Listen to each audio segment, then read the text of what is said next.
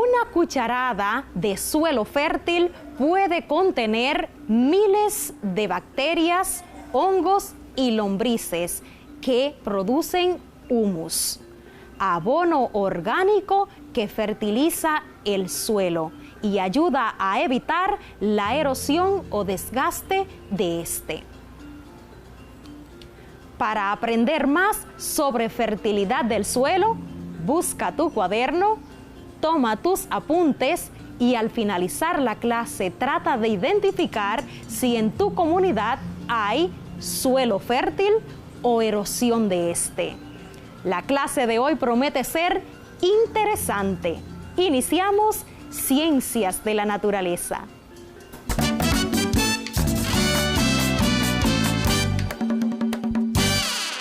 Bienvenidos una vez más, mis queridos estudiantes. Soy Isaura Peralta, su maestra de Ciencias de la Naturaleza.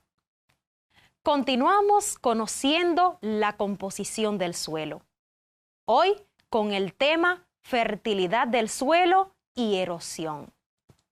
Aprenderás que un suelo fértil necesita ser protegido con técnicas de cultivos no invasivas, o sea, técnicas que no degraden sus propiedades físicas y químicas.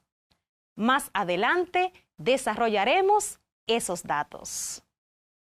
Ahora repasemos la clase anterior, donde hablamos del pH del suelo.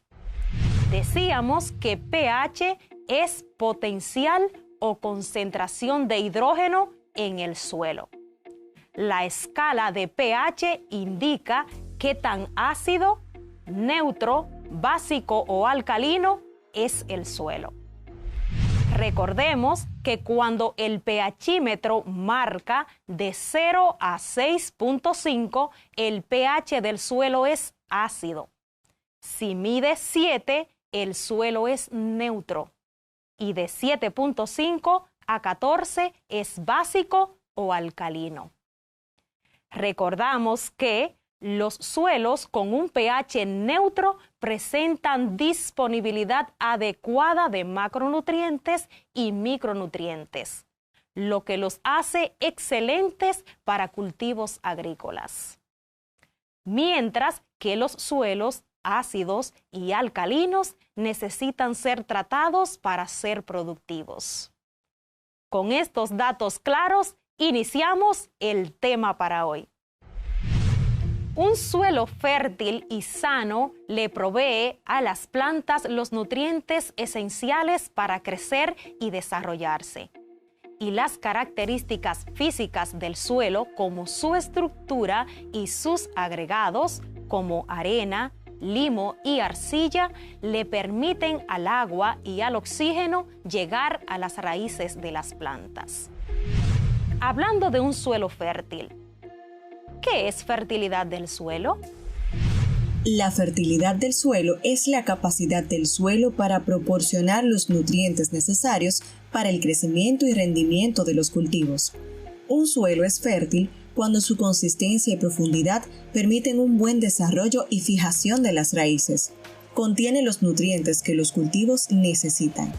Es capaz de absorber y retener el agua para que las plantas la utilicen.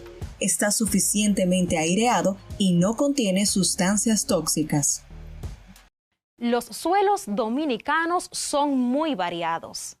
Tenemos suelos calizos, arcillosos, arenosos, limosos, humíferos y mixtos. Estos son una mezcla de arena y arcilla. Cada componente del suelo determina su fertilidad. Por esto hay suelos que son más propicios para la agricultura que otros. Los suelos más importantes para la agricultura en el país se ubican en los valles del Yuna, Yaque del Norte, el centro del Valle del Cibao entre Santiago y San Francisco de Macorís, en el Valle de San Juan, la llanura costera de Azua en la región suroeste y la llanura costera del Caribe en la región sureste. Esta se extiende desde el río Ocoa hasta la bahía de Yuna y la bahía de Samaná. Los llanos costeros del Caribe son llanos de Miches y sabana de la mar. ¿Escuchaste cuáles son los valles más productivos del país? ¿Qué te parece si investigas? ¿Qué tipos de cultivos agrícolas se producen en esos valles? Por ejemplo, en el Valle de San Juan se cosecha alrededor del 25% de las habichuelas que se consumen en el país. Además, es el principal productor de maíz y produce grandes volúmenes de arroz, batata y auyama. Les recuerdo que los principales nutrientes que las plantas toman primero del suelo fértil son el nitrógeno, fósforo, potasio, calcio y el magnesio. Cuando el suelo no cuenta con esos nutrientes, hay que agregar fertilizantes, preferiblemente orgánicos, que no dañen la capa superficial de este. Ejemplo de fertilizantes orgánicos pueden ser estiércol o compostas orgánicas. Un ejemplo de compostas orgánicas es someter la materia orgánica a un proceso de transformación natural para abonar el suelo. Para compostar podemos usar restos de podas de árboles, la cáscara y resto de frutas y vegetales, flores, cáscaras de huevos, estiércol, ceniza, serrín de madera que no haya sido tratada y borra de café. Estos restos orgánicos pueden ser vertidos directamente alrededor de la planta o colocarlo en un envase de compostaje. Luego del proceso de descomposición se separan los residuos sólidos de los líquidos y se esparcen con un rastrillo alrededor de la planta. Además de su función como fertilizante, la composta orgánica mejora la estructura del suelo y compensa la pérdida de materia orgánica debido a actividades antropogénicas, o sea, actividades realizadas por el hombre. En la siguiente actividad te mostraré cómo yo fertilizo con composta orgánica el suelo que uso para plantar mis ajíes. Para esta actividad vas a utilizar un poco de tierra negra o cualquier tierra fértil que tengas a tu alcance. Y la vas a mezclar con composta orgánica que puedes hacer en casa, como yo he hecho la mía. La que yo tengo aquí la hice de restos de frutas y vegetales y cáscara de huevos. Licué todo y listo. Después de combinar tu composta orgánica, la vas a mezclar con la tierra fértil que vas a utilizar para plantar tu semilla. En este caso, yo voy a plantar semillas de ajíes. Listo este proceso, depositamos la mezcla del suelo con la composta orgánica en la maceta que vamos a trabajar.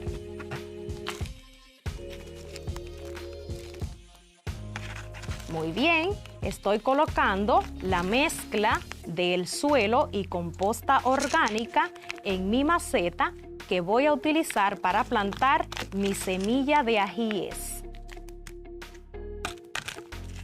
Perfecto. Listo este proceso, procedemos a realizar una pequeña abertura en la mezcla que preparamos.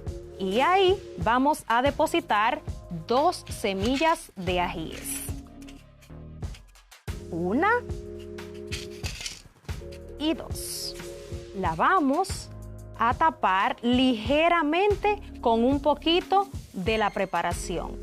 Y vamos a agregar un poquito de agua para humedecer la tierra. y listo nuestro proceso. Pasada 1 o 2 semanas, observa cómo germina la planta. Después de germinada la planta, yo la voy a trasplantar a una maceta más grande. Si tú la siembras en el suelo o en una maceta grande, no tienes que hacer este proceso. Puedes darle seguimiento a tu plantita, echarle un poquito de agua cada mañana, cuidarla de las plagas. Si esto sucede, puedes licuar ajo, cebolla y ajíes picantes y rociarla. Con estos cuidados tendrás frutos en 2 o 3 meses. Inténtalo, te encantará la experiencia. Otro tema que vamos a tratar es erosión del suelo. Un dato relevante es que si el suelo no posee una capa vegetal que lo proteja, puede estar expuesto a erosiones. Erosiones. ¿Y qué es erosión? Erosión es el proceso de desgaste de la superficie terrestre causado por impacto de las corrientes de agua, las lluvias, los vientos intensos o por la actividad del ser humano. Ejemplos de actividad del ser humano que erosionan el suelo son la agricultura, minería, la deforestación y la expansión de las ciudades. Un ejemplo de erosión son los caminos vecinales. Estos son delimitados por las pisadas de nosotros, los humanos, y las ruedas de los vehículos de motor. Si observas, han perdido la capa vegetal y ya no crece ninguna planta. Otro ejemplo es el patio de nuestras casas. Al pisarlo y barrerlo, pierden su capa vegetal. Y si lo has notado, lo mismo pasa en el patio de la escuela, donde juegas con tus compañeros. Los suelos naturalmente cubiertos de vegetación conservan su fertilidad. Un ejemplo es el bosque. Las raíces de los árboles sujetan la tierra, el follaje de las copas suaviza el impacto de la lluvia y la fuerza del viento. Esto evita la erosión del suelo al no ser arrastrado por la lluvia y el viento. Los terrenos cultivados consecutivamente van perdiendo lentamente sus nutrientes y están más expuestos a la pérdida de la capa vegetal del suelo. Después de varios años de cultivo continuo, la capa superficial del suelo se agota. La tierra ya no es fértil. Por eso debemos cuidar el suelo que cultivamos, incorporando abono y materia orgánica. El suelo que utilizamos para la agricultura es una capa delgada que descansa sobre una base de rocas. Esta capa necesita muchos siglos para formarse, pero puede ser destruida en pocos años si se cultiva el suelo de forma consecutiva sin esperar que se recupere la tierra. Y lo mismo ocurre con la ganadería. Aunque la naturaleza tiene sus propios mecanismos para renovarse, para nosotros los humanos no es posible evitar totalmente la erosión del suelo. Pero sí es posible limitar la erosión que causamos en dicho suelo. La erosión del suelo tiene como consecuencias: 1. La pérdida de fertilidad del suelo. El uso excesivo del suelo en agricultura provoca la pérdida de minerales y materia orgánica. El uso de herbicidas y pesticidas también reduce la fertilidad, lo que tiene como consecuencia que los alimentos sean limitados, tanto para nosotros como para los animales. Número 2.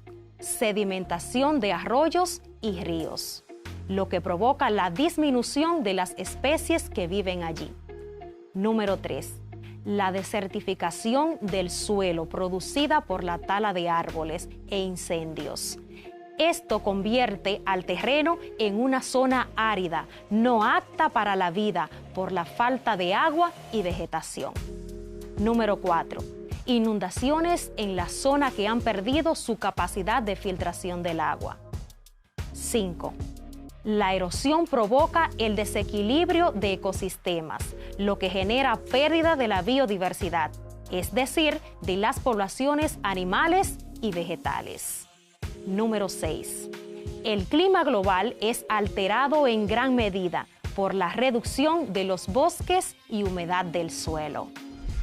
Algunas medidas para evitar la erosión del suelo son: construir canales de riego y mantenerlo limpio en lugares donde el suelo no tiene capacidad de filtración.